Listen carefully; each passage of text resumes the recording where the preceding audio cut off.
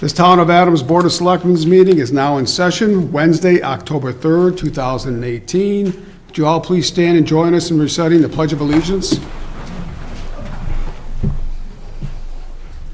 I pledge allegiance to the flag of the United States of America and to the republic for which it stands, one nation, under God, indivisible, with liberty and justice for all. Thank you.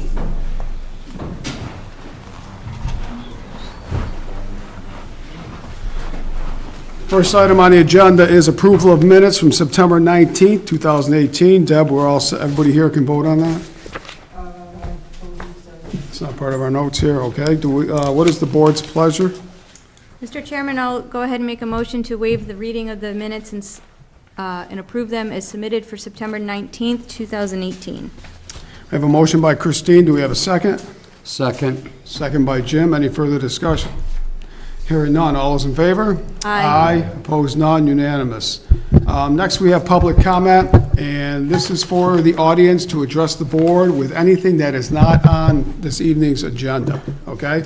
We will listen to your concerns. Some questions we may be able to answer, and we will get back to you if there's any actions from your questions or comments. So when you come up to the podium, please state your name and your address, and then we will go from there. Thank you. Good evening. My name is Karen Rose, and I'm representing my mother and father-in-law, Sandra and Raymond Rose, who live on 76 Lime Street. Right. I particularly am addressing and I see here in the line of business under A, the declaration, emergency declaration for September 12th. Does that have to do with the flooding that occurred on that date? Yes, it does. Okay, Yeah, because I just wasn't sure if that was, included in this, because obviously there was two events, the 12th and again on the 18th. And I just want to bring that forth. Because I'm under the understanding that there is going to be another meeting next week. Yes, there is. In regards to this. Exactly, yep. And can you just tell me a little bit about what's going to be at that meeting next week? Well, in a meeting like this evening, during public comment, we have rules, and individuals bring concerns, complaints to the board. Okay. And most of the time, we're not prepared to give a well-educated, backgrounded response, so we will usually try to go off and gather information, and then we'll get back to you some way. But besides, we had these two incidents which caused destruction to our community. Correct. That the board felt it was best that we would have a workshop. That we would, hopefully, we would invite engineers, possibly invite contractors. We've got some estimates from contractors to fix some of the problems in the community. And the board will be there, and the town administrator, and possibly legal counsel. And in a meeting like that, it's really pretty much just sit around and the audience asks questions, and we respond, and we provide information. It's a different forum than this type of meeting. This is really a formal type meeting. Okay. The workshop isn't as formal. But that is also on the record and recorded, is that correct, sir? Of course, yes. Minutes are taken and posted, yes. Okay. I have a question in regards to anyone who had property damage or any kind of effect from these two flooding events. How will they be notified? I know that the town is seeking, upwards of 1.3 million for some of the infrastructure problems as well as some of the damages. How will any of those homeowners be notified by the town, or how do they come to the town and say, I sustained this damage? How is that money, I guess I'd like to know, as far as how is it dispersed between all the homeowners or any of the affected homeowners? Those are a lot of questions I think the homeowners have. Of course. The most recent filing from our representatives, Senator Hines and Representative John Barrett, has the most recent filing to MEMA, I believe it is 1.9 million. The town believes that we will surpass that amount. And we'll discuss that more this evening on a procedure process this evening. But for homeowners, Don, I don't know if you want to start to respond to that. Well, I think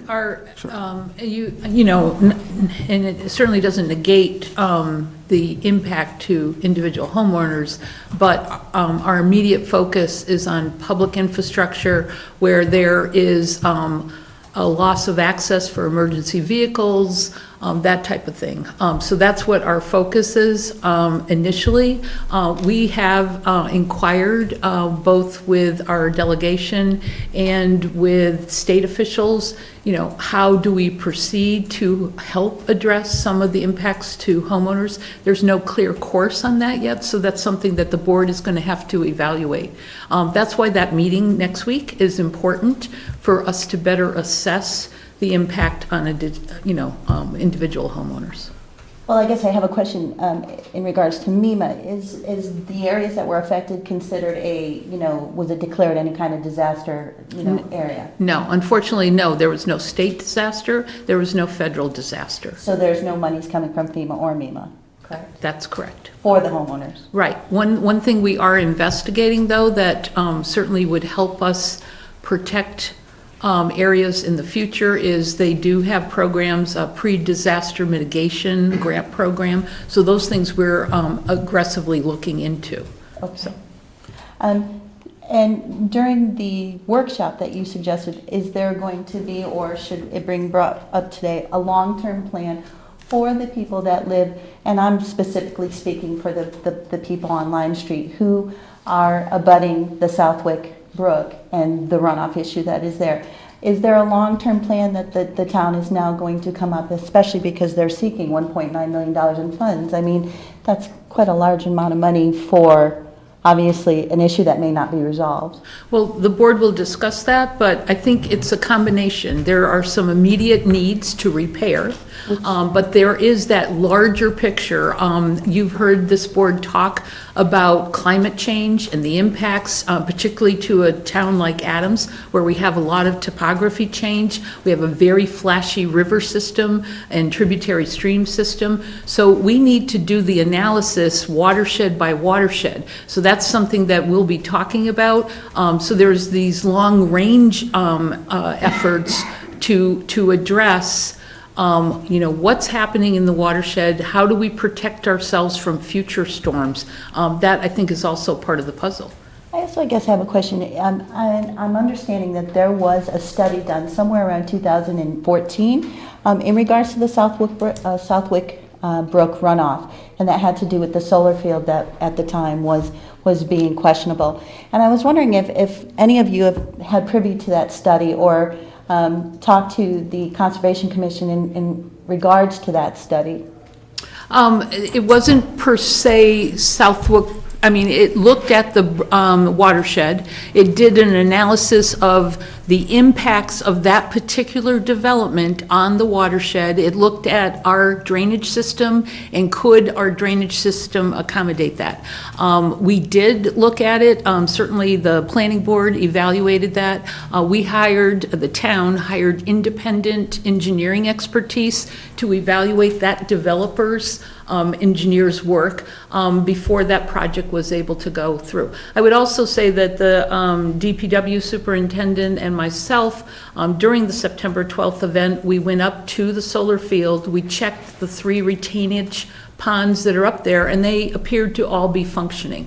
So I think we have other things going on in the Southwick Brook watershed. I am going to be recommending to the board that would be the highest priority in terms of evaluating a watershed, in terms of understanding what's happening and how we protect property owners from future events.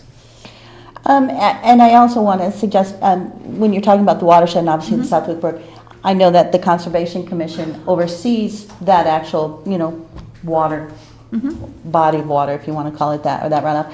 And again, I guess I have to wonder, how does the town address these issues that you're just saying and look at it? Because there's been a lot of, riffraff and a lot of speaking amongst residents about the fact that a lot of these things have never been addressed or have never been looked at. And so I guess I'm wondering how that, in fact, in other words, more so with your the flood chutes and so on and so forth. A lot of people, talk about those. But is there any maintenance program or anyone that takes care of those? Maybe because it doesn't appear to be. Yeah, I mean, we can go into this more during the workshop meeting, but there is a ongoing maintenance that we're required by the Corps of Engineers to do to the flood control chutes. Okay. In fact, they do an annual inspection that's quite thorough. Usually it's over a course of 1 or 2 days, and then they write up a report. So the town does that. We also are now in what's called the Massachusetts MS4 Stormwater Compliance Program. We thought we were going to be in that program 2005, and we prepared a stormwater management plan. We doing things like street sweeping annually, cleaning out catch basins. The town purchased, was a major purchase for the town, to do a vac truck to pump out or clean out the catch basins. So we have an annual program of that. Not to say that we can't do more, and that's one of the things that we'll be evaluating, but the town does have several ongoing maintenance efforts in place now. Okay. And also, in regards to the planning board and their findings, as far as, I know that there were several representatives from the town that went and actually did a workshop about the solar field and the fact that there is issue with increased speed and velocity and flow of that water coming off of that field. And I wonder, if there was a representative and there was findings. That's all a matter of public record that I certainly can, Absolutely. take a look at. Freedom of Information Act, you can request minutes, whatever, from that time. And Haley, I can do that through. Is it Haley or? Or even, it can be less formal than that. You can certainly contact my office and. I would love to, because, I'd love to see some of those. So moving forward, all of the information that we learn or deal with on the 10th, as far as what the plan is going forward, will be brought back here on your next meeting, and then we'll go from there as far as it formally. Is that correct? Yeah, we'll continue to talk about these situations. We're going to talk tonight about having a special town meeting within 2 to 3 weeks for to go through the process that the state has defined for us to be able to spend funding. But again, we're going to get into that more this evening and much more next weekend in detail. And there you'll talk about the residents and how they are. We'll listen to everyone's concern, and I'm thinking I'll probably invite Representative Barrett and Senator Hines to the Wonderful. meeting, if they can be there, to give us a status on the funding that they have put in for, the $1.9 million. So, yeah. I guess I just was wondering how, the residents reach out to the town and let them know. Do they call your office? Ms. Cecil? Well, they have, but I think give us a couple of weeks. We need to, right now, we're just getting cost estimates in for the public infrastructure. And again, I don't mean to negate any of the, damage that private property owners have, but I think we need to look at this as a process, because there are some short-term immediate fixes that the town really has to take, and then I don't know if there's going to be like a grant program. I mean, there needs to be some discussion in terms of how to try to address concerns for private property owners, so. Yeah, it just seems pretty open-ended there as far as that's concerned, unfortunately. I understand. It takes time, it's a process, but Okay. All righty. Thank you very much. thank you. Yeah, I'd like to just state a few things. Sure, go ahead. I'd like to thank you for coming forward. You had a lot of great questions, things that, as Chairman Duval mentioned, we'll sit down and take a good look at them. One thing, I'm educated in geography, and some of it has to do with hydrology. And a lot that's happening in this town, I brought up at our last meeting, and I'll just reiterate a little bit. We're at a point in this community where our rivers, we're getting a lot of fill in our rivers. We're starting to get a lot of rubble, rocks, and things that collapse into our river systems with this constant flooding.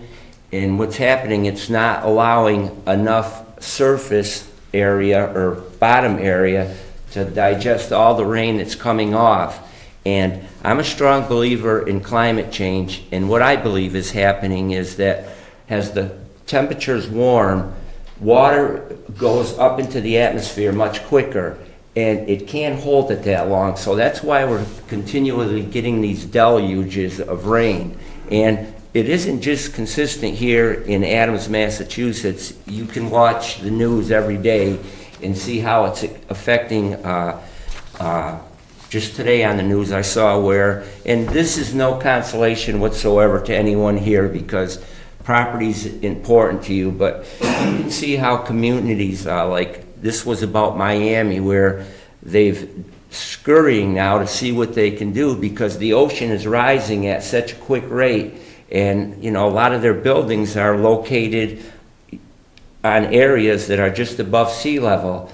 And what also has happened is in some of these communities, and I'll stop here because this is just a little irrelevant to what we're talking about, but as development has taken place, a lot of the wetlands areas have been taken away for development. So that's another problem. But this problem that we're seeing in this community has a lot to do with quick release runoff. And once your underpinnings of a bank are gone and there's nothing left to hold the bankings, it's just a matter of time before you get that slippage. And that's what's happening now. And within the banks of a lot of these rivulets are larger boulders that fall in, and when you don't get a rush of water, there's a lot of backup of debris, trees, and things behind them. So we're losing a lot of our retention of our waterways. And it's something that I'm not a defeatist on it. I would like to be as optimistic as I can, but it would take millions and millions of dollars and effort to, do this. But we've got to find a way to make sure we can do our best so that this stops. I know in one of the last storms, we had we gave emergency orders, was okay by the state to go in and put some blocks. I know Mr. Doyley down the road put those big cement blocks in to, help stop the erosion there. I know some people, I live right across from the Miller Brook. The road right across from my house was washed out. And I've lived there my whole life. I'm 66 years old. I lived there since I was 2 years old. And I've seen the change in my river network. And once again, I can guarantee that the people on this board and all the people that are working at that will do our best. But it's hard to make a guarantee on something. But I'm glad we're at least starting in a position where we're not pointing fingers at each other, because that isn't constructive. I think the questions you brought forward are very legitimate, and I think the best chance of alleviating this or trying to rectify it is to work together. So, with all due respect, Yeah, I certainly that's did quite not okay. come here to, point No, fingers. no. Obviously, I'm looking for answers not only No, for my I wasn't family, but for other insinuating people. that, right. That's why I said that I feel that it's good that we start And with an I also would like agreement. to add that they spent close to $30,000 to shore up the part of the brook that runs through their property, and that is with retaining blocks, so on and so forth, which, in fact, on the side that they did their job and did very well. Unfortunately, on the opposite side of the property, Right. it didn't fare as well. Right. And so I understand there's climate change. We understand that there's a topography issue here. That's not the issue. The issue is long-term, and where can we secure the fact that is not the the Conservation Commission supposed to oversee these brooks, whether it be clean out, whether it be, flow rates, so on and so forth. Those are the things that need to be addressed so that the residents don't lose their property. I mean, her property is not sellable at this point, at least to the point where all the damage is done. And I know that several of you were there and they witnessed it firsthand. Yeah, we saw and that. it was quite dramatic. It's not just, a simple runoff. This is increased. In 2011, after Irene hit, this probably should have been addressed. This was all put on the homeowners. They got a very small amount from federal aid, but the town has said, it's not our responsibility, it's theirs. Where does this Brooks, whose responsibility is it? Is it going to be the homeowners? Is it going to be the towns? The town says, well, no, you have to call the Conservation Commission to do anything. The town then says, but it's the homeowners, because it's on private property. Who takes care of these? So this board, I don't speak about the past, but this board will look at this evening about investing funds to determine what is the cause, because we do not want to spend again, like we did Of for course. Irene, $300,000 for a new bridge, and then a month later it's washed away. It's not Right. something we want either as taxpayers. So we're going to speak this evening and next week about investing funds to determine whatever it may be. I know a lot of people out there will talk about the solar panels and things like that. But whatever it is, we're going to have engineers, not, the Conservation Commission will also be involved, but we will have engineers that will look to determine what is the cause. Because we can't go through this again. We can't afford it. Right. And we don't want you to go through that No. as residents, of course. And we did see your yard, and it was a total destruction. Felt very bad for your parents. And so, yes, this board, I can only speak for this board this year, that we will look into what the cause of this is. We can't continue like that. Okay, thank you. Thank you. Okay, who was next? Everybody good? There must be another hot topic tonight. What do you think? All right, that's it for there's no one else for public comment. This evening, there was the request from our assessor to have a classification hearing, but due to some more discussions that have to be made, doesn't mean your taxes are going up, but more discussions that in 2 weeks, we will have the tax classification where the board itself will set the tax rate for the next year. So far, it's good news, but we will hold off on that and wait till the assessors and the Board of Assessors are here in 2 weeks. They just had to clarify some things with the state to make sure everything's in order, but we'll see them in 2 weeks. Okay? Old business, now we got several visitor use requests. The first one, Visitor Center, Pro Adams, October 7th for Ramblefest. Do we have Ramblefest representatives here? No? Okay.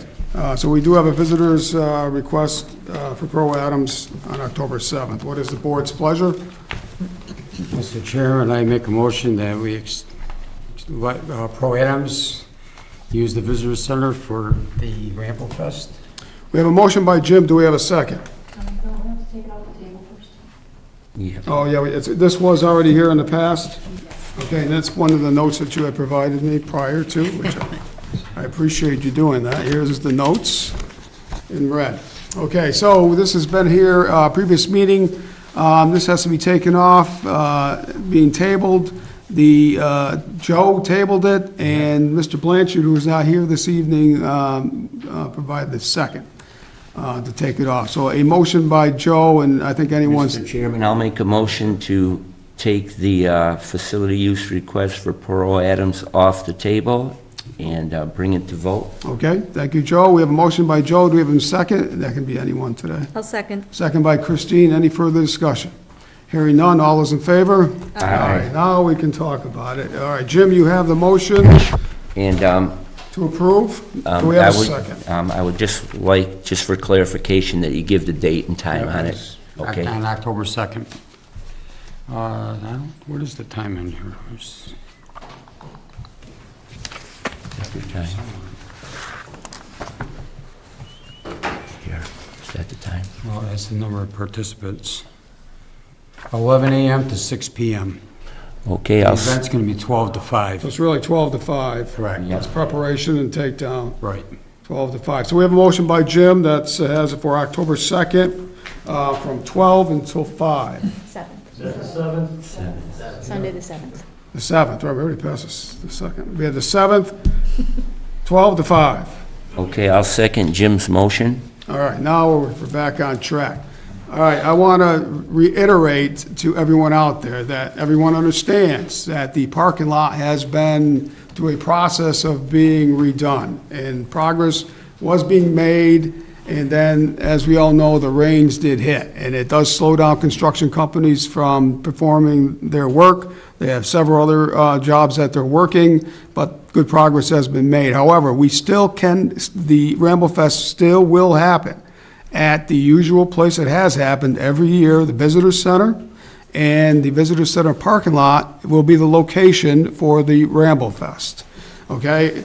There also is a race that day, and the race will begin and end, I have been told by the chief, Tarsa, at the Greylock Credit Union. Okay, so hope everyone understands. All the racers have been informed. Usually it starts and ends at the Ramblefest at the Visitor Center, but this year, for 1 year only, hopefully, it will start and end at the Graylock Credit Union parking lot, and the chief will be there and the police to ensure that the traffic is controlled at all areas and all crossings to support this Ramble Fest race. So, in other words, almost everything is happening as it should be. No reason to be concerned. It's all being taken care of in this Ramble Fest, and the race will go on as planned. Anything else from the board?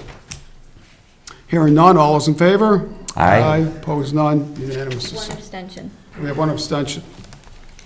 All right, next on the agenda is a facility use request for Memorial School, Bart Charter School, 1 Commercial Street. Mr. Chairman, I had tabled this because I think we were waiting to see where we were with kind of any work that's going to be done in the building. Has there been an update on that, or should this still? We have reached out to Bart. We've made them aware that there may be days where practice might not be able to go forward. They were fine with that. So talking to the not the contractor, but our engineer, talking to Bart, I think this can be approved. And then as their season proceeds, if there are any disruptions, they were okay with that. I think they would be minimized. Okay. So. Okay, so this was tabled. Oh, go ahead, I was going to say, so then, Mr. Chairman, I'll make a motion to take this off the table. Okay, do we have a second? I'll second it since Selectman Blanchard isn't here. Okay, we have a second by Joe. Any further discussion? Hearing none, all is in favor? Aye. Aye. Opposed? None, unanimous decision. Okay. And, Mr. Chairman, I'll go ahead and make a motion to approve the facility request for Bart Charter School to use Memorial School November 5th, 2018 through February 15th, 2019, Monday through Thursday, 3:40 to 5:40 p.m. for practices in the gymnasium. And I will just add, in coordination with the town administrator's office. Motion by Christine, do we have a second? I'll second it. Second by Jim, any further discussion? Yeah, I just have a quick statement. I brought this up our last meeting. I'm all for allowing the children of our area to use our facilities, but I'm getting a little concerned about the use by Bart for our facilities and kind of supplementing their education, even though they're a public school, when we're not getting a stipend for it. I'm all for the children. I think it's a great thing that children exercise, but I think in the future we should look at seeing what they can do to help us. I know they do things in a roundabout way, but that's just my thought. I'm going to vote yes on this, but I think in the future I'd like to give it a little bit of looking at. And to remind the board that several of the children that attend BART are from Adams and Cheshire. So we really are taking care of our own kids, like we would for Hoosick Valley. Not totally, but we do have Adams and Cheshire kids that attend there, Yeah, that good. also play A basketball. good proportion of the children that go to BART are from Pittsfield. Right. Very high percentage. But also Adams and Cheshire, which are our children. Okay. Any further discussion? Hearing none, all those in favor? Aye. Aye. Opposed, none? Unanimous decision. Next, we have on the agenda, appointment of local inspector, Don Fitzgerald. And we have, this has been tabled in the past by Joe and seconded by a member Hoyt. And I'd like to request at this time, we have that remain as tabled. Okay?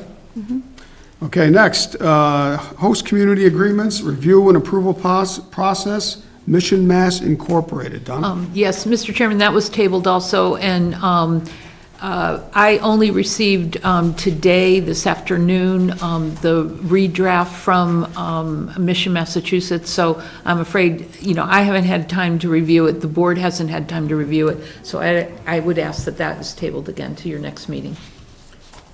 Do we have a motion to table?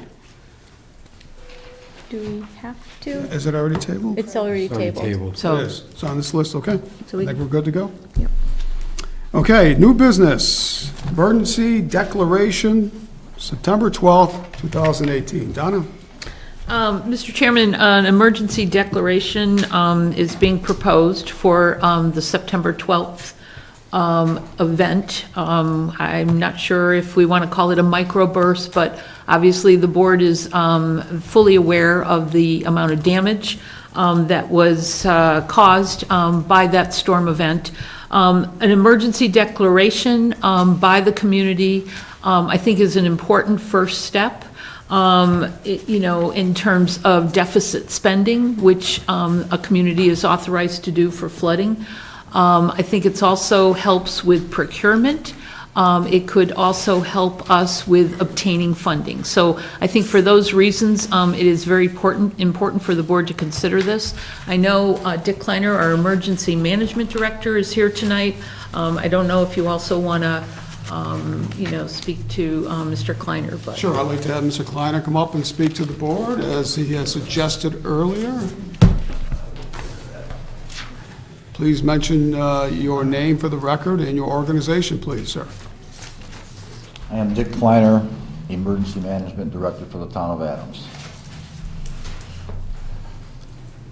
A declaration by the town to put the town in a state of emergency is a document that allows the town to deficit spend, to borrow money, and to put in place different agencies in town, such as the police department, to close roads, to put no parking in different areas. It in no way guarantees state funding or federal funding if it's just a town emergency. This is a document that has not been used too much in the past, and I would say that it is a document. You declare it, whether we use it to its fullest or not. It opens the doors for state aid in case the state declares an emergency. You have opened the door for state funding. If you do not have this, you won't get it.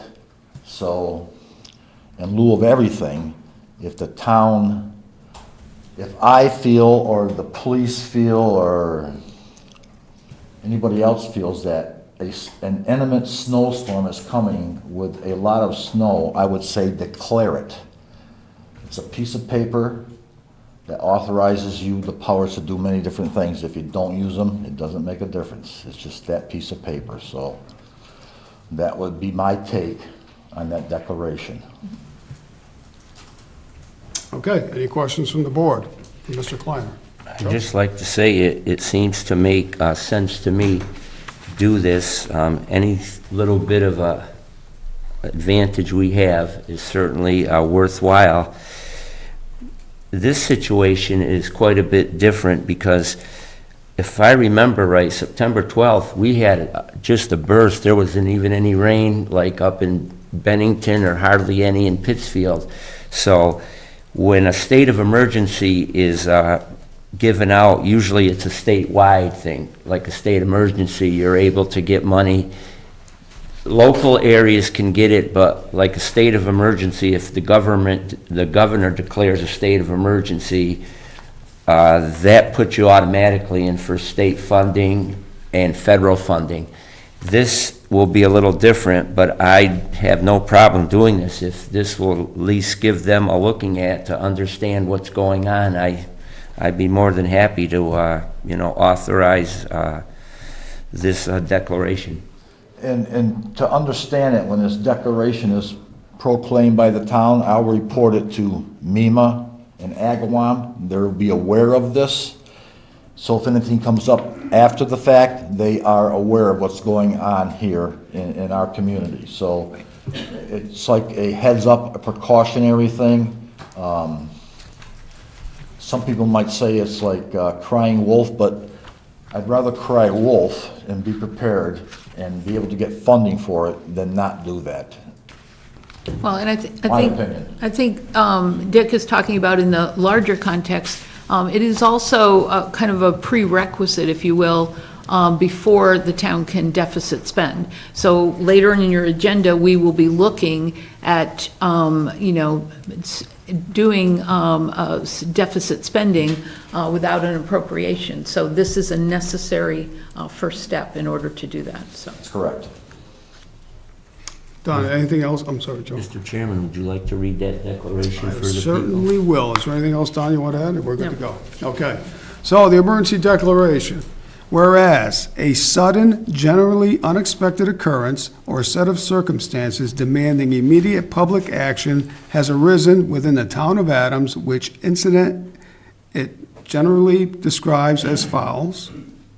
And whereas the Board of Selectmen has determined that the immediate public action is needed to prevent, minimize, or mitigate damage to the public health, safety, or general welfare of the people of Adams or their property, which may otherwise result from the above-described incident, and that taking the time required to comply with the various state and local procurement laws would endanger the health or safety of the people or their property, and whereas the Board of Selectmen has recommended that state of emergency be declared in the town of Adams.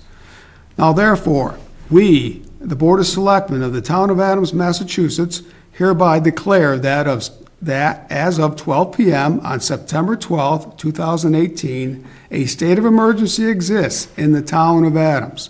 This declaration of emergency shall remain in effect until further notice is given pursuant to my judgment that the state of emergency no longer exists by the Adams Board of Selectmen. Do we have a motion to accept? I make a motion to accept. Motion by Jim, do we have a second? I'll second. Any further discussion? And all the board members will sign this declaration. Hearing no further discussion, all those in favor? Aye. Opposed, none, unanimous. Okay, also, we need the authorization to spend in excess of appropriation. Whereas the Board of Selectmen, and this is also the next item on the agenda, whereas the Board of Selectmen has declared a state of emergency in the town of Adams effective September 12th, 2018, and whereas the Board of Selectmen has determined that the immediate public action is needed to prevent, minimize, or mitigate damage to the public health, safety, or general welfare of the people of Adams, and whereas the repair and recovery expenses resulting from said declared emergency are estimated to exceed available appropriations, and whereas Section 31 of Chapter 44 of Massachusetts General Laws permits spending in excess of appropriation in the event of emergency. Now therefore, we, the Board of Selectmen of the Town of Adams, Massachusetts, pursuant to the Massachusetts General Law, Chapter 44, Section 31, do hereby invoke the provisions of said Section 31 of said Chapter 44, and do hereby authorize spending in excess of appropriation to minimize or mitigate damage to public health, safety, or the general welfare of the people of Adams. And again, this is signed by all of the board members. All right, do we have a motion to accept? I'll make a motion to accept the authorization to spend in excess of appropriation. And do we have a second? I second it. Donna, can you explain briefly what this means? So the state law, Mass General Laws, allows communities to deficit spend in the case of flooding events, snow, ice. Typically, you do it if there are problems, with winter storms. In this flooding case, the board, in approving this, could spend money, my understanding is tomorrow, on some of these emergency repairs. You still have to seek town meeting authorization, but it can be after the fact, so. Okay, so we have a motion and a second. Any discussion? Hearing none, all those in favor? Aye. Opposed, none, unanimous. Donna, you did mention that this will require a town meeting, special town meeting. So what, do you have a plan for that? Right, in working, and I want to thank both Kevin Toll and Mary Beverly, who in my absence last week put together both the documents that you just approved, the emergency declaration and the deficit spending, and also the town meeting, special town meeting warrant. we can, in speaking to, they conferred with the town clerk, we can have a special town meeting as early as the 23rd of October. We've checked to make sure that Plunkett Elementary auditorium is available. The meeting would start at 7 PM. If the board votes on the single article this evening, so you open and then close the warrant, it would go to the board, the town's finance committee next Tuesday. We've checked with the finance committee chair, and he believes he can be able to obtain a quorum and have his folks there, so. So the warrant article itself is not on this evening's agenda, as far as I can tell, or am I right?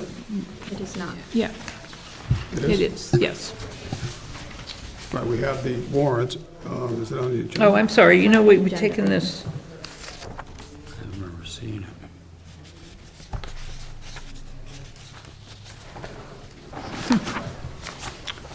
it's, So, It just says it's a discussion. It does not indicate a warrant would be on, in front of us. okay. so Donna, do you feel as, because this is an emergency, that the board should vote to add this to the agenda, which is not a normal situation, but do you feel because of the emergency situation, or do we still have time to do this next week? Because I want to have a special selectmen's meeting next week for another item. That's the board's prerogative. There is another scenario where we can delay the vote until next meeting, you know, that's normally a workshop meeting, but if you were to vote then, you could have the special town meeting on the 25th. So, but I think, you know, there certainly is, I mean, it is an emergency. I've provided this set of preliminary costs. It's taken quite a bit of effort to pull these together, and it's quite alarming, the amount of funds to address the emergency repairs that we've identified. So, to me, time is of the essence. As they say, winter is coming. Unfortunately. So this list that Donna's provided us, public information, she has gathered estimates throughout the town, the areas of concern, devastation, the Davis Street Bridge, the Glen Street emergency repair work. If you've been by Glen Street, there's a big crater in the middle of the road. It's unpassable. And it's growing. That needs to be taken care of as soon as possible. East Road emergency repair work. I think at least one area, East Road has, on the side of the road, has begun to fail. That needs to be taken care of. Taking care of the problem and the solution. The Grant Street, Cross Street drainage upgrades is another option. We've had concerns from residents several times from that area, and they have come to see us, and very vocal, and that's an area in town which we've been dealing with for years. The Fish Brook at Harmony Street stonewall repair work, we've talked about that with the water department. The Southwick Brook watershed analysis, this is to determine what is the cause of the Southwick Brook issues we've been having since Hurricane Irene. And the Crotto Street drainage assessment and construction, we still, I think, the plan is to continue to replace the Crotto Street, do construction there. But And- again, it's to look at that entire area, Right. West Kittler Avenue, Staples. Right, We've experienced a lot of and- flooding issues there as well. And my favorite, Cook Street Bridge. Yes. Take care of that darn thing, at least pave over it. So we have a list here that we just pulled together. The board is just seeing it this evening, and it will be discussed in further detail next week. But we got some preliminary estimates, but next week we could talk in more detail of the list that Don has been working on. Okay, so, and also, when we declare an emergency, state of emergency for the town of Adams, that does impact procurement laws, where if you follow procurement laws, you have to have so many bids. It takes weeks to months to get the lowest bid and selection of that process. State of emergencies, that can be reduced in timing. And also, it allows the town to spend or go out for a loan. And our plan and our hope, and hopefully the audience this week and next week and those at home can contact the representatives to tell them their concern about that we need to have funding to take care of these issues. And we will take the funding that is awarded to us. So far, it's 1.9 million that they have put in for, that we can receive that funding back to help pay off the loan, or however we deal with this within the next, we're going to begin soon after town meeting, is to help bring that number way down so the town doesn't have to burden the large part of this cost. We don't want to do that. We need this emergency aid. We got to fight for it. The board has been fighting for it. We've had both representatives up here. They put in a letter to the state, and we're going to continue to fight to get money for the community for the damage that was caused. Okay. So the board hasn't indicated, does the board want to either wait till next Wednesday to approve the warrant article for the special town meeting? And did you say that the date would be the same, 25th, or would it be pushed out a bit? Or? So it would be the 25th if we, vote next week. Okay, so that's, I think that's, Might be the 11th. Right, so I would suggest, Mr. Chairman, given that it wasn't addressed on the agenda, the warrant, opening the warrant and everything, that we do push it off to next right, I week. think Attorney St. John said in the past, it can be like a week before the town meeting, the board can, but we still have to meet with the finance committee, so we got to try to squeeze that in prior to the Right. town meeting. Okay? All right. So do you need a motion to set the date, or would you like to do that next week Day of town meeting, normally we do that. as part of the warrant? Okay. I guess so. So wait till next Wednesday?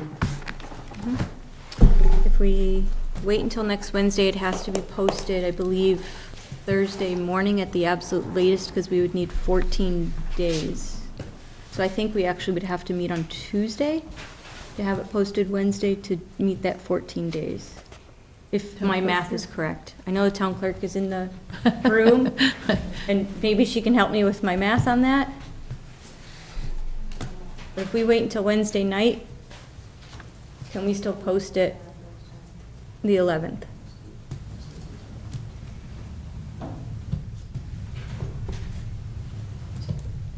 So if you post it on October 11th, which would be the Thursday, the 14th day would be the 24th, so we could have it on the 25th. Okay.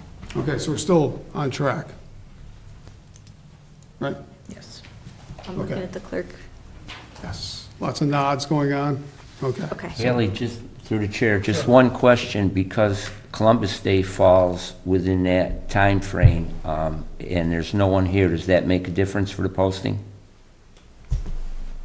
No, the Columbus Day is Monday, the 8th, Yeah, so you can post the meeting tomorrow, or your Okay. meeting on the 10th. okay, so that day will count, Yeah, you're fine to post the Okay. meeting for the 10th. all right?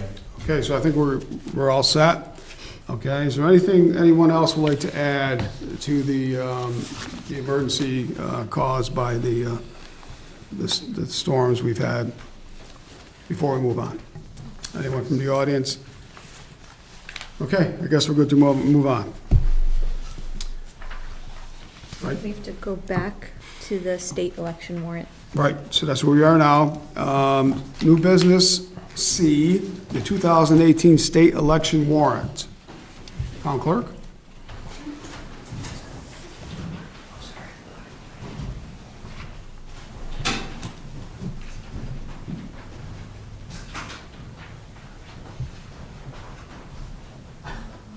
Something we said.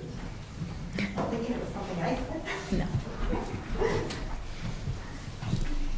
Thank you. Before you, you have the 2018 state election warrant that is needed for approval. The election will take place on Tuesday, November 6th at the Adams Highway Garage at 92 North Summer Street. Polling hours will be from 7 a.m. to 8 p.m. This is to cast votes for our senator in Congress, Governor and Lieutenant Governor, Attorney General, Secretary of State, Treasurer and Receiver, Auditor, Representative in Congress, our Counselor, Senator in General Court, Representative in General Court, our District Attorney, Clerk of Courts, and Register of Deeds. And there will also be 3 questions on the ballot this year. Okay, any questions for Haley? We have a motion. I'll make a motion to approve the 2018 state election warrant for November 6, 2018, polling hours 7 a.m. to 8 p.m. Motion by Christine, do we have a second? I'll second. Second by Jim. Any further discussion? Hearing none. All those in favor? Aye. Opposed, none. Unanimous decision. Thank you. Can I just say a few more things about the election? I just want to let everyone out there that the deadline to register to vote is October 17th, which is 2 weeks from tonight. Our office hours will be open from 8 to 8, so we'll have extended hours from 5 to 8 on that day. I also want to let people know that the absentee ballots are available. They came in on Monday. We've already started, people have started to come in, and they were mailed out today. So hopefully people that have already requested them will be receiving them in the mail. And I also want to make note that this year, like in the election in November of 2016, we will be doing early voting. So our hours for early voting for this year are going to be Monday, October 22nd through Thursday, the 25th, our normal regular hours. Again, the following week, Monday, the 29th through Thursday, November 1st, our normal hours from 8 to 5. But my office is also going to do some extended hours on the Saturday in between on October 27th from 9 to 1. There will be postings in the paper. We'll put a sign out front also for that. There'll be a lot of publicity about this because it's another initiative to get more voters to our polls. So hopefully it'll work. It worked in 2016, so hopefully we'll see how it works for 2018. Okay, Okay, thank you. thank you. Thank you.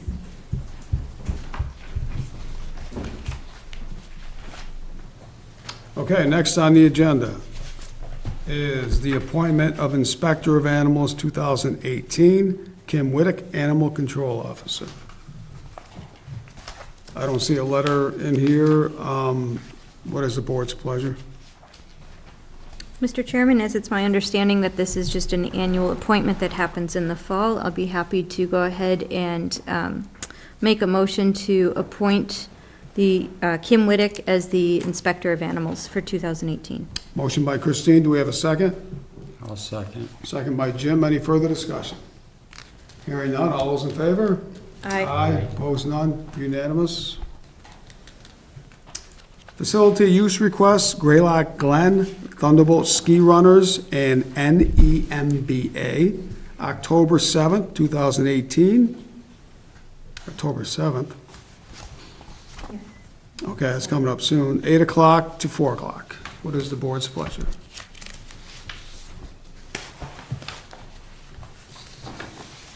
I make a motion that we allow Thunderbolt Ski Runners in NEMBA, or whatever it is, use the Greylock Glen on October 7th from 8 a.m. to 4 p.m.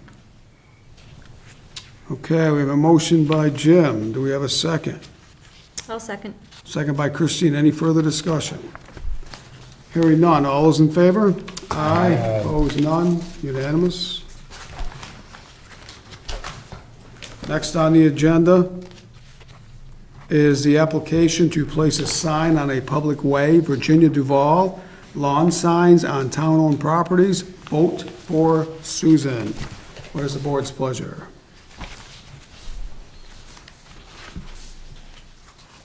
Mr. Chairman, I'll go ahead and make a motion to approve the permit to place a sign on public way for the Vote for Susan project. Lawn signs to be placed on town-owned properties in coordination with the town administrator's office from October 26th through Wednesday, November 7th. I'll second that. Motion by Christine, second by Joe. Any further discussion? Hearing none, all in favor? Aye. Opposed, none, unanimous. Next, we have the annual or the approval of the annual Poppy Drive, the Adams American Legion, Post 160, 150 Forest Park Ave in Adams. Do we have anyone from that organization? Okay, we do have a letter. To the Selectmen, we, the American Legion Post 160, as part of our Veteran Day celebrations, will again be offering poppies to the public for a small donation starting November 2nd during business hours at the post office, and on November 3rd, from 8 to 3 at the landfill. We will also be offering poppies at the St. John Paul II Parish. These times will be 4 p.m. on Saturday the 3rd at the parish's Notre Dame site, and Sunday the 4th at St. Stanislaus site, and back again at 10:15 at the Notre Dame site. We, as always, and with your consent, appeal to our fellow citizens to give aid to our veterans and civic fund this manner. If you have any questions, please feel free to call the Poppy chairman. The number they provide is 743-2241. What is the board's pleasure? Mr. Chairman, I'd like to make a motion to allow the selling of poppies at the stated locations and times under the American Legion Post and their Veterans Day celebrations. We have a motion by Joe. Do we have a second? I'll second. Second by Christine. Any discussion? Mr. Chairman, I do have a couple of questions. The letter does state that they're looking to use the landfill or transfer station for part of the sales. We have had groups come in and do a facility use request form for that particular area. So I don't know if that's something that we need to continue to stay consistent. Right. And then this way the DPW would be notified through that process that somebody would be there. Okay. So what is the board's pleasure? To table?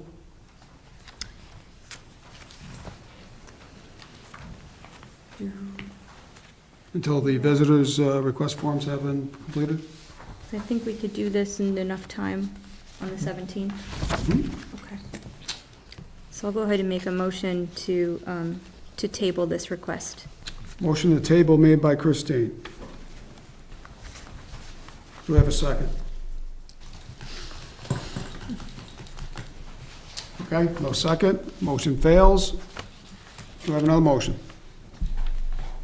I would just like to restate my motion again, and that is certainly legitimate, but I went to the landfill last week and I noticed there was a lot of people there with signs for the nurses, what's going on for the vote for whether the state says how many nurses should be at each facility, and the nurses stating that they should be the people that make that decision. And I don't remember anything coming in for that from the landfill. Is that correct? Correct. Okay. Just to clarify that. So I would just like to restate my motion for the American Legion Post 160, their Veteran Day celebration, to sell poppies at the aforementioned locations and times. We have a motion by Joe. Do we have a second? I'll second it. Second by Jim. I would just like to request that a action item be assigned to them, that they do fill out the forms, and I'm sure there's plenty of time to do that. So we Right. have that as a record. I think, and I don't know if it's an established policy, but I think there's been a precedent for political candidates. They have not asked for, they've not done facility. And so we put it in the context, since this was a ballot question, we did not suggest that they come before the board for, if the board feels otherwise, we can certainly discuss it, but, Certainly. yeah. Yeah, no, I had no problem with it, but I was just stating that, they used it without. Sure. And I can't think of a better cause to allow people to use the landfill for a poppy drive for, 8 to 3 on a Saturday. So that's the reason I brought that up, until there's a better clarification of, the permitting for use of the landfill. And to that point, the individual who was working up there was not made aware that there would be people with a table and signs and literature at that, and it did cause for some confusion. It did cause for some traffic to be backed up. It is why I am asking that we adhere to a process so that we don't continue to run into these situations. The transfer station is still fairly new to us in the capacity that it is operating right now, and with the large numbers of people that are using it. And I think that if we don't hold firm with a process, that people will continue to use it without letting anyone know or letting our DPW workers know. So. Okay, any further discussion? Hearing none, all those in favor? Aye. Opposed? I'm opposed. One opposed, any abstentions? None. Motion carries. Okay, that is it under new business. The next is licensing authority. We have the American Legion change of officers. And are the officers on the agenda, the officers that are being brought forward? I would imagine they are. So we have, let's look at the request. I think we might have a letter too.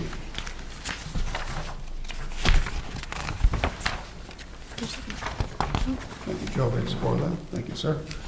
Okay, dear Adams Board of Selectmen members, recently the American Legion Adams Post 160 had a member vacancy who was listed as our official liquor licensee representative for our organization. In order to remain in compliance with the Massachusetts Alcohol Beverages Control Commission, the ABCC, requirements are Executive Committee members appointed Anthony Smicchetti as the new liquor licensee representative during our September 4th, 2018 meeting. We respectfully request your approval of this new appointment and your support of the reissuing of our organization's liquor license. Respectfully submitted, Keith McClear, Commander, Adams Post 160. That's for the change of manager, that's not the officers. Those are two different items. They're Okay. part of the same multiple. part of the same. amendment. Okay, right, that's part of the same. So we'll take that one first. The change of manager, the selection was Tony Smicchetti for the American Legion. What is the board's pleasure? Mr. Chairman, I'll go ahead and make a motion to approve the change of manager for the license for the American Legion, Post 160, change of manager Tony Smicchetti. We have a motion. Do we have a second? I'll second it. Motion by Christine, second by Joe. Any further discussion? Hearing none, all those in favor? Aye. Opposed? None, unanimous decision. And Mr. Chairman, I'll just make a note that the licensing committee has been working with the American Legion. Deb has actually done most of the legwork between meetings to make sure that the change of officers was up to date for the American Legion, as we had been notified it needed to be. So with that said, I'd like to go ahead and make a motion to approve the change of officers for American Legion Post 160. Change of the officers are Sylvia Lefebvre, David Smicchetti, Donald Summer, John Moyer, Keith Lawson, and Joseph W. Sharon. Motion made by Christine. Do we have a second? I'll second it. Second by Jim. Any further discussion? Hearing none, all those in favor? Aye. Opposed, none. It's unanimous decision. Okay.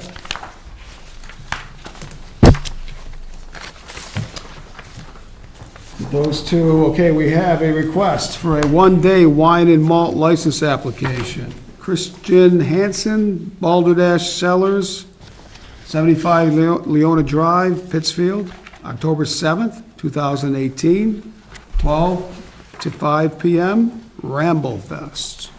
What is the board's pleasure?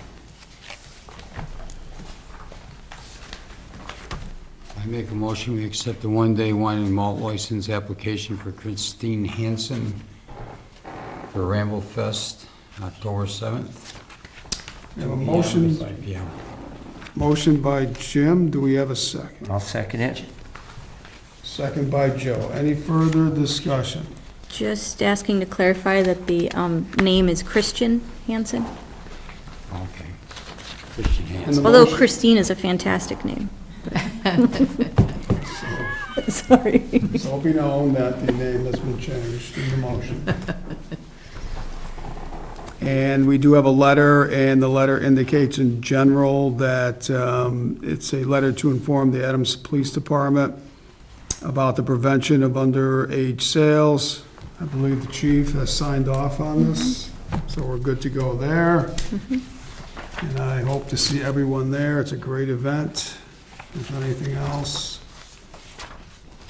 Okay.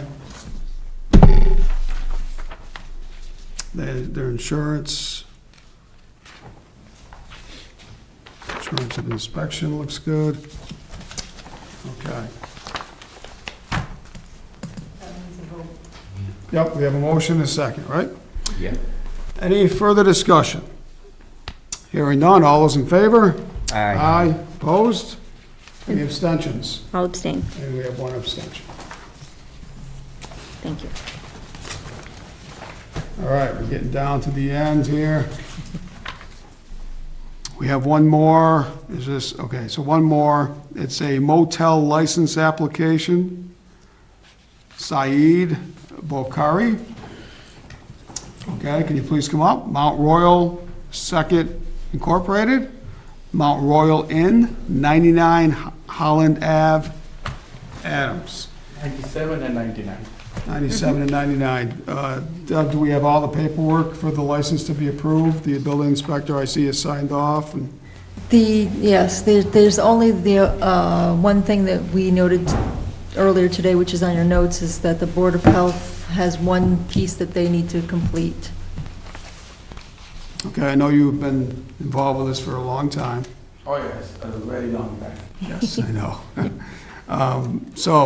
Do you have some, would you like to talk about the inn and give the board and the community some thoughts on it? We started the work on the motel in 2016. All the 16 rooms have been done. They have been done at a standard of a 3 to 4 star hotel. Mhm. All rooms have like TVs, microwaves, coffee makers, all those kind of things. And we have a manager's residence right next to it. It's going to be 24 hours operation. 2 people will always be on the site. So like in 2 shifts, morning and evening, and they will be running the property. The laundry has been outsourced, so that will not be an issue. And I've already made an application for to get a breakfast room done. So I don't know how long that will take, but once that's done, it should be doing well. Okay, there is another step in the process, but the Board of Health must have a public hearing, which is scheduled for October 10th. Are you aware of that? No. Okay. This just came to our attention today. We've reached out to the Board of Health Chairman to ask him the earliest possible board meeting, and so it was the 10th. So they are going to, I think they've already advertised, so I think it doesn't delay this board from acting tonight, but it is one step in the process that is required before you would be able to operate. So this means from now till 10th, we will not be able to operate. That we can clarify with the Board of Health. Because I met the Board of Health officials yesterday when all this was in process, and he had visited the property many times, and he said from his side, it's okay. Okay. If Don signs the certificate of inspection. So when I got that certificate of inspection signed by him 2 days ago, and I presented it to him, he said he's fine, so this is a surprise for me. And this person was who was that, sir? I think the officer who sits on the, Mr. Romaniak, the code enforcement officer? I believe so. Okay, all right. Again, we can, you'll have to forgive us. It's been a long time. since we've had a hotel opening, so we No, may it's be. not because of my fault. Since I'm here today, let me explain it, that if this town needs to really progress and has to move forward, I mean, other than all the people, there is certain people here, those who will never let this thing happen. I mean, the staff is excellent, other than just one person, so, and I will make a clear presentation next time, because they are evidence, and there's so many things that I'm here, coming all the way through Connecticut, the guy doesn't show up, or you never made a request, things like that, so it's not like one, and this thing should have been opened in March. Right. But every time when you visit this site, I mean, this is not my first hotel, or not my first motel. I run from here till all the way till Kenosha, Wisconsin, so I know what the industry is. So I've met many building inspectors, electrical inspectors, all those kind, mayors, deputy mayors, town administrator. What I've found is that if we have an issue, all those issues should be told to us that day that needs to be done. Not in a piecemeal that every 2 weeks I have to call you to get one issue done, and then the worst part is that you'll come to the site pointing out a deficiency, and after 2 weeks or 1 week when it's rectified, you don't want to see that. Okay, and there will be the opportunity when you will discuss that with the board in the future. We will discuss that. I'd like to just kind of apologize for that. No. I mean, my idea was just to, because, I think that's a very legitimate concern. because you see, I've been working here in the town for the last one. Do you mind if I call you Syed? Yes, Okay, I just want to say that I've never seen people work so hard as the people that were doing the work at your place. They were there every day, picking away at it, nonstop, because I was associated with the agricultural fair for a long time, and the field was right across, and I'd go down there often, and I don't think there was one day that I didn't see somebody working down there. And I just want to congratulate you for, having your faith in town, and I do want to apologize. That should not have happened. And we have, as a board, we oversee this thing, and I wasn't aware it was that bad, that, it was taking 2 weeks to get something clarified, and then another 2 weeks to get there, and you come up from Hartford, Connecticut to meet with a date that was set and no one would show up. so much so that even in the morning, the office never starts at 8 or thing. I've been even asked to be there at 6:30, 7, knowing the fact that it's a 2 hours run from Connecticut. Right. So, and I was all the time saying, okay, I'll be there at 6:30. Yeah. And I'm parking my car in the outside at 6:30, and the gentleman doesn't show up. Yeah, At that's not 7:30 to acceptable. 7:45. Yeah, So, because I was at the mercy, I had, this thing should have opened in March, but every 2 weeks, she's the witness that I even offered the keys twice. I said, I'm not ready to open it. Because it's not financed by any bank, it's nothing, it's all ours. So I said, I don't have to pay anything, here are the keys. If the town is so unwelcoming, they can do anything they want. And she was the one last time, and she said, give me some time, because, Right. and she said, and now what's the rumor in the town is that because the town wants it to be open, therefore I'm signing off on the report. I don't want that favor. Yeah. If it's by the law, it's by the book, sign it. If it's not, don't sign it. Right. But don't say that the town wants it to be like that. right. Or I've been forced by the town to do it. So much so that I had the minutes of the meeting when my lawyer first time appeared in 2016, and I had a waiver on that. And I had to sit in downstairs in the basement, and he's reading those minutes. And he said, the vice chairman, this one should have not written it. And I told him at that time, I said, look, you were the building commissioner at that time. If you had the objection, you should have filed an appeal against that waiver thing and the board minutes. Why didn't you do that? You should have done it.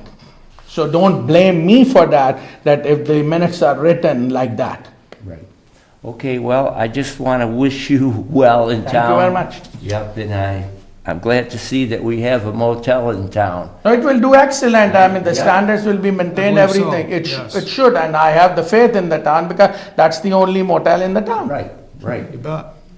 And once again, this is the first time I've met you, but once again, I just want to reiterate, you did some hard work down there. You didn't have very many people working either. I could No, only... you can even go to our website and you see the standard of the rooms which we have it. Even the Holiday Inn doesn't have that standard. My firm belief is if I can sleep in that room, everybody can sleep it.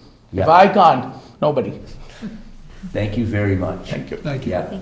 All right. Best of luck. So now I have to come back on 10? What do we get to do here? We'll investigate that and get it back to you. Okay. Can you hold up for a second? Here's my phone number, it's my cell. I want you to give me a call, any future concerns. So do we have a motion on the floor? What will we be doing to make a Do we motion? have the motel license application? And we will, it's also in our notes, if we can bring out our notes here, it depends, as of today, on a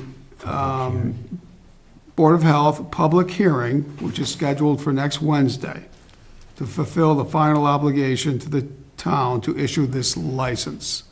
Okay, so I want to approve it now, and then that as a stipulation, that you will be attending the Board of Health meeting next Wednesday, which will probably be in the other room, and then you'll get your final issue for license approval. Because when I met the gentleman yesterday, he said, my only concern is the hot water. And he said, I've been here, I've checked it, the hot water and the heaters are fine, and Outlet Plumbing has done the work. And I said, that's it. And he said, from my side, it's okay. So, So we'll double check to make sure that the hearing is required, and anything changes, Donna's office will get back to you, thank you, Ron. okay? So I'm asking the board for a motion to approve with the final obligation of the Board of Health meeting. Mr. Chairman, I'll make a motion to approve the motel license application for Saeed, is it Saeed? Okay, Bukhari, doing business as Mount Royal Inn, with the condition that it meets the Board of Health public hearing on October, well, I guess just the Board of Health's standards. Yes. Okay? Motion by Christine, do we have a second? I'll be happy to second that. Second by Joe. Any further discussion? Hearing none, all those in favor? Aye. Opposed, none, unanimous. Good luck. All right, I think next, we're down to department reports. Donna, do you have anything? Yes, Mr. Chairman, I'm going to pass a couple of handouts to the board. First, I previously reported to the board that the governor had approved designation of 2 of the town's 3 census tracts, tracts 9220 and 9221, as opportunity zones to the Massachusetts Executive Office of Housing and Economic Development. Secretary Ash and his staff are compiling a pitch book that highlights each of the communities with designated opportunity zones.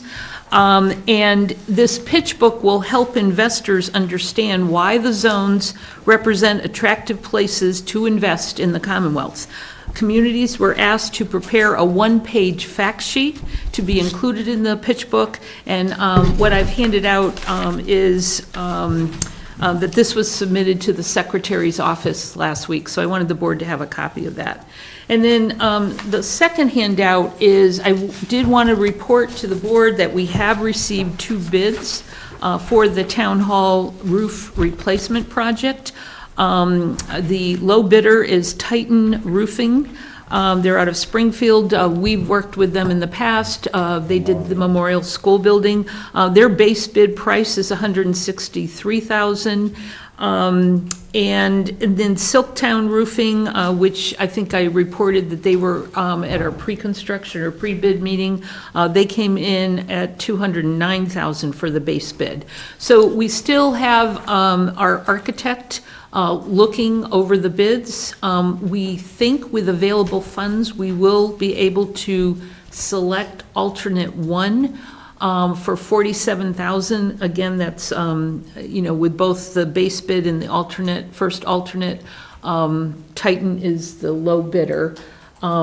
Alternate one was to do the repairs to the clock tower, which were particularly important to me, that we'd be able to get that going. So we haven't, we have not received that recommendation for award from the architect, but I expect that that will be forthcoming in the next couple of days. So we would, with that award, we would send out a notice of award to the contractor and try to get that underway very quickly, because winter is coming. Through the chair, I just Yes, had sir. a question. I'm not too adept with how bidding goes.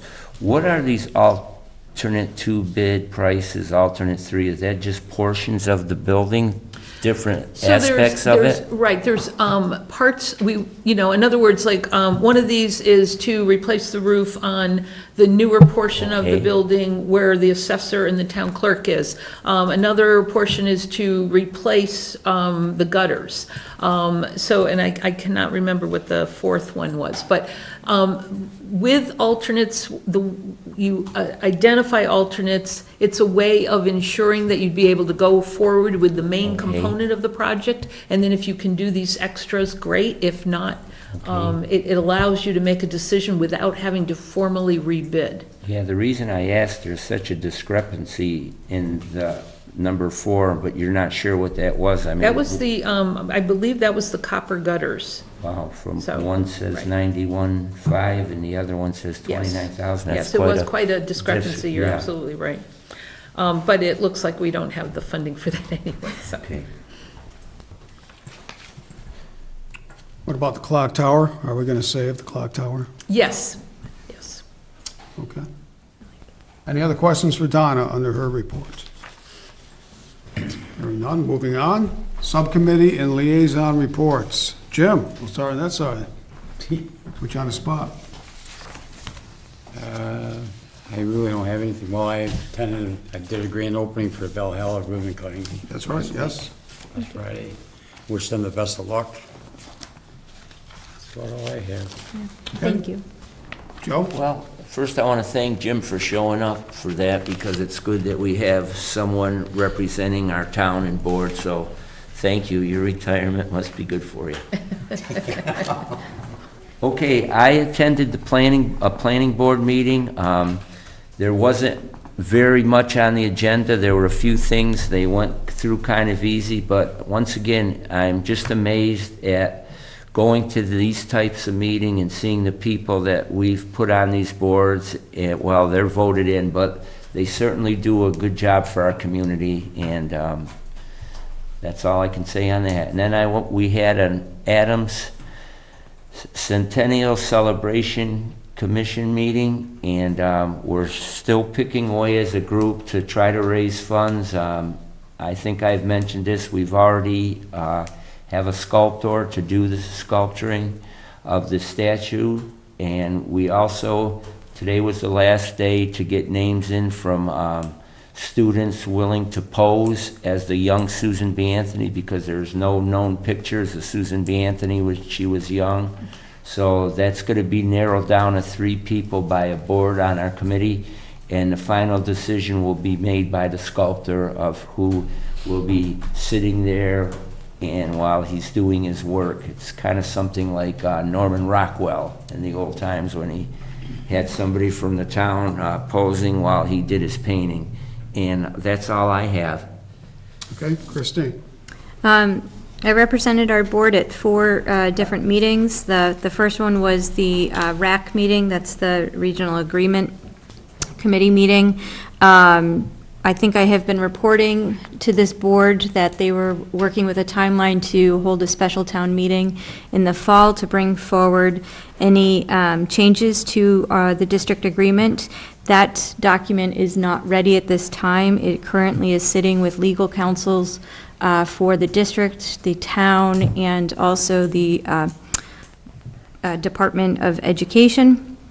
The timeline has been adjusted, and we're looking at bringing forward any changes to that agreement to this board, to finance committees for the 2 towns, and the Cheshire Select Board in the spring, with possibly putting that on the agenda for the annual town meetings in June. So that's an update for all of you. I also attended Senator Hines and one Berkshire and Berkshire Regional Planning Commission's Berkshire Flyer 2.0 committee meeting, or commission meeting last week. Again, that is the train that Senator Hines is bringing to the county, and we looked at an inventory of transportation options for that last mile transportation. So once people arrive here in the Berkshires by train, how are they getting to their destinations? And we'll continue to explore that in the coming months. I attended the BRTA Advisory Board meeting as well, representing our town. The town of Adams has been given the opportunity to put one more member from our community on that board to represent those who would be using the service, whether they're wheelchair bound or whatever it might be. And I don't have that in front of me, but I am looking to see if there is anybody from this community who would be able to sit on that board and represent our handicapped individuals who are taking public transportation. So if anyone is interested, to please let the town administrator's office know so that we can make that appointment to the BRTA board. And the last meeting was the Adams Cheshire Regional School District Committee meeting. I think that was last week. They did discuss the MSBA application that is in place and the MSBA visit that is coming up in mid-October. I have asked the chairman to consider that as a workshop topic and to invite the superintendent as well as the chairman of the school committee to that workshop to talk through the process of the MSBA application. So what does the question, does the MSB application, what is the recommendation by the school committee? The school committee has voted and recommended that they construct an elementary school on the grounds with the high school and middle school. Okay, so I would like to, next week, I know it's going to be a busy evening, but I would like to add to the agenda the superintendent of Adams Cheshire Schools, the chairman of the school committee, to come to the board and to review the application that they have submitted. I know that the SBA is going to be looking to see if the communities, both Adams and Cheshire, are in approval of moving forward in the process of building a new school up at Hoosick Valley, which would then become one campus. That would result in the closure of C.T. Plunkett School. I urge all residents and parents to come to this meeting and to express in the positive or the negative their views on that possible decision. It may not go forward, even though the towns may want it.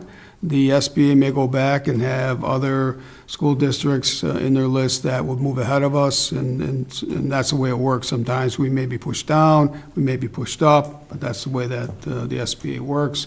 So to understand the financial ramifications, if that does go through, the timing, and it may be several years away, we just don't know. Until next week, Wednesday, when the superintendent and the chair are here to discuss with us. And then we will be meeting with the SBA. We have representation, Christine and Donna from the board, who will probably meet with those representatives. They also have been meeting on a frequent basis on the maintenance of the Plunkett School. This board has been committed to providing fundings to improve the situation there. We have added the air conditioning, which I've been on the board. I was on the board for 17 years, and it came up constantly. And that, working with the town, that was completed. The chimney was, which was a safety hazard. The town worked with the schools, and that was taken care of. The porte-cochere was an issue, a safety issue. The town worked with the schools, and that situation was taken care of. You know, at this point, the school has paid a majority of those, but there are several areas that still need to be worked on. The major issue is the roof of Plunkett School. That's something that the community of Adams is going to have to keep in mind as we discuss and go through this process. It is a lengthy process, and I'm sure that the chair and the superintendent will lay that out next week, so the community members can make at least provide their opinion to having a new school built up on the Hoosick Valley. In some ways, it sounds like a good idea. It's saving money. In some ways, you need to look at the character of the community of Adams. I've been through the process. I've been on the building committee, and when I see in the Berkshires from the superintendent making a statement that by building a elementary school and having one campus, that students will return to Adams, Cheshire, and the ones that we have will not leave. That is the same exact statements we made when we went through the process. It was the beginning of an exodus, and we saw it coming, and it happens. We built a brand-new school, the best technology a student can have, and everything was, the cafeteria was brand new, and the fields were redone, and the students left. So when you see that, you'll be hearing that in the future, please consider that that was the same statements we made back when we did the high school renovation project. Please educate yourself, and I'm going to be listening to the parents and the townspeople of what direction they would like to see their community go. That's coming up next Wednesday. It's very important, and hopefully... Mr. Chairman? Yes. Sorry to interrupt, but given the importance of both the flooding issue and the school issue, would the board be able to do back-to-back workshops, having an evening for each? That's fine. If we can, if the superintendent and the chair can find another evening, plus we have other things going on, but yeah, definitely we'll look into that. Okay. I understand. Sure. There could be a lot of people. The last thing I have is that last evening at the zoning board meeting, the Cumberland Farms has withdrawn their application to build a brand-new gas station facility at the former site of Al's Arco, along with a few other parcels that are in that area. The company has indicated in the past and has decided that they would like to meet with the residents to be able to hear their concerns and see what can be done to work through those issues. And I think a meeting date has been set up for that to happen. When Cumberland Farms came to this board, we, as a board, we supported that company, Cumberland Farms, in building a new facility. The problem, I'm not going to go into a lot of detail because everybody's heard it, but the town of Adams, we do need growth, okay? And growth comes in several different ways, but one of the major ways that we have growth in this community, and which impacts our taxes, is to have brand-new facilities. And the board itself will continue to support the Cumberland Farms, and we will continue to meet with them, and we will find a resolution to this situation, as we did with the roundabout. The board at the time supported the roundabout. We were hit in several directions as a board from the community, at meetings, in town, social media. We supported it, we saw it through, it happened, and now most people think it's a good thing that it's happened. The other thing is the train. The object of that was to bring people into the community, and I think we've been successful, and there will be more and more people coming into this community, feet on the ground, provide an opportunity for entrepreneurs to open stores on Park Street, and there are new stores opening in this community. Not the solution, but again, the board, we supported it through several years. We took several hits, not just from this community, but across the state, and we saw it through. to completion. It's the right thing to do for this community to grow, and we have to do that. And now we have another opportunity here, Cumberland Farms, so we're going to support, the board will support Cumberland Farms to build a new facility in this community. Thank you. Mr. Chairman? Yes. If I can add to that, because this, being witness to what Cumberland Farms has gone through and thinking about the major improvements that we're going to be making along the commercial street corridor, I think we need to also look in a bigger context. You know, we have not gone through any analysis of our zoning to see if it actually supports the kind of development that we want within this community. I think that's true, especially looking at Commercial Street. I'm not talking about making it, you know, like Route 8 to the north. It's a very neighborhood focused, but we still should be able to accommodate businesses that have that right character and have that right scale for a more neighborhood-oriented area. Our zoning doesn't support that now, I can tell you. So I think with the board's interest, I think that's something we need to pursue and we need to discuss in the short term. See if we can't do something about that. I think having the neighborhood meeting is a very good kind of kickoff opportunity to talk about what a future commercial street area would look like, and then to start working on establishing the proper zoning to support that future. And finally, I do not diminish the neighborhood concerns of having a new building in their area. I'm sure all of us would have major concerns, and we would be at the meeting with our questions. Now, I'm not diminishing their concerns. We just need to work together and try to work something out to make that project happen. Okay, where are we? Announcements and good of the order. Christine. So just a couple of things. I know we talked a little bit about growth and exciting things that are happening. The last couple of weeks, I've been able to attend a couple of artist receptions. So there was some more art on the trail that was just unveiled a couple weeks ago, and Member Bush was also present at that event. And I got to meet the artist who has work in Realize Gallery here on Park Street. And they brought a lot of people through the gallery this past Saturday to meet the artist.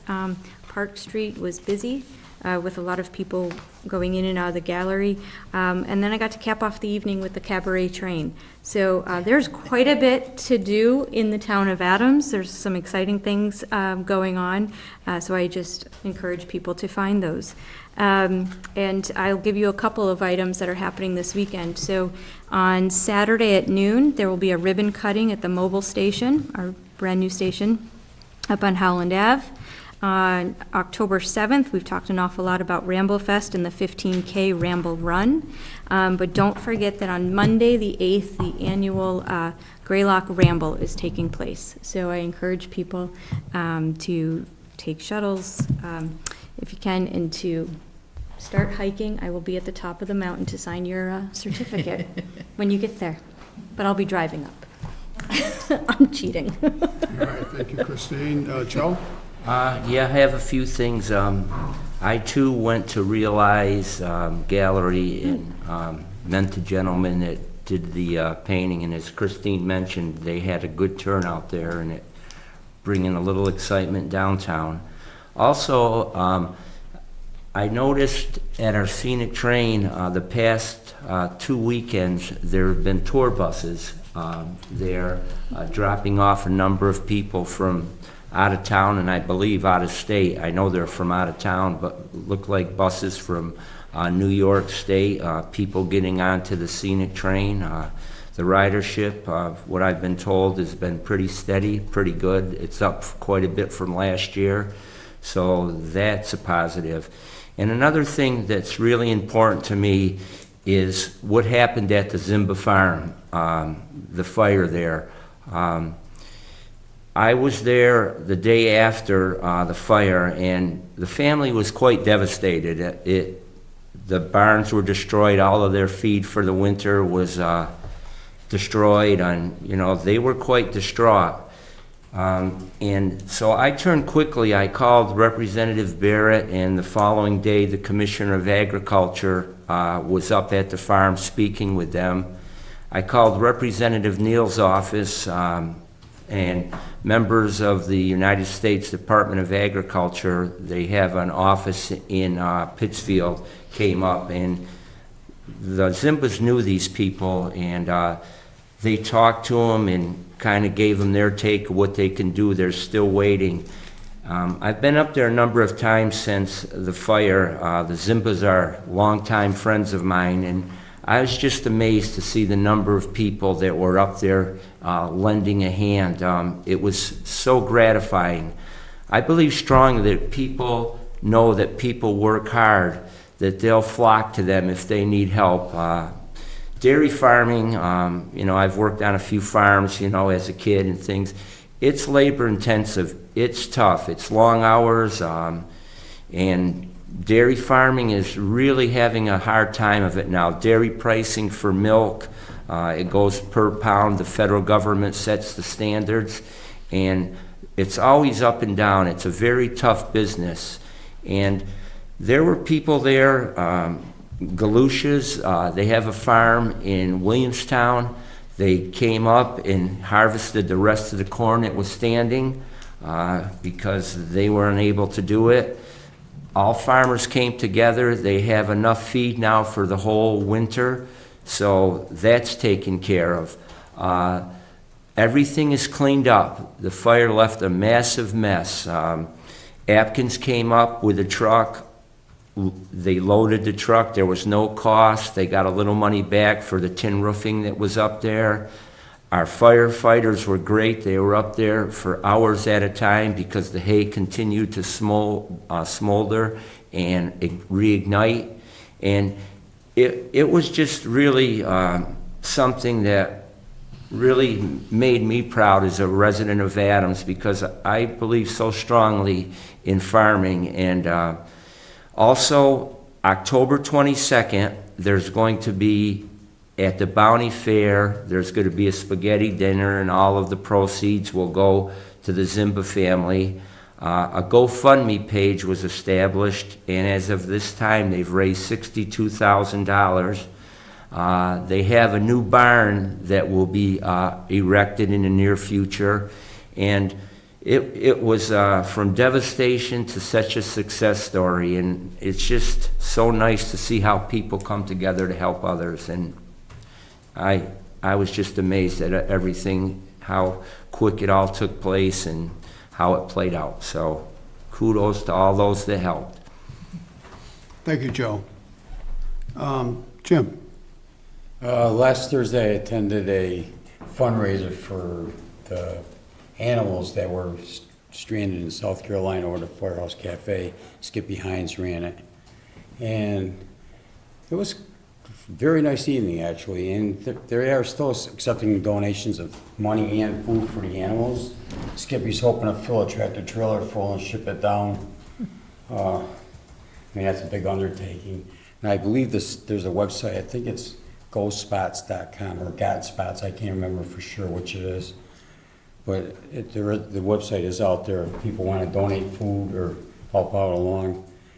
And, you know, I mean, and I walked out of there agreeing to foster a dog from South Carolina. We were right at my house today, a black lab. And I'll tell you, that poor dog's gone through a lot, you know. He was in a house that was flooded up to the top of the windows. Oh, wow. They moved him to another house with the owner. That house got flooded. I mean, the gentleman, his wife passed away last year. He's an older gentleman. He has to go into elderly housing now. The dog got flown to one airport, flown up to here. Skippy picked him up. He was in 2 veterinary clinics for X amount of days. I forgot how many days. Now he's at my house, so. But, I mean, she does have more dogs coming, so if anybody's out there, I still don't know how I eat. But it makes you feel good.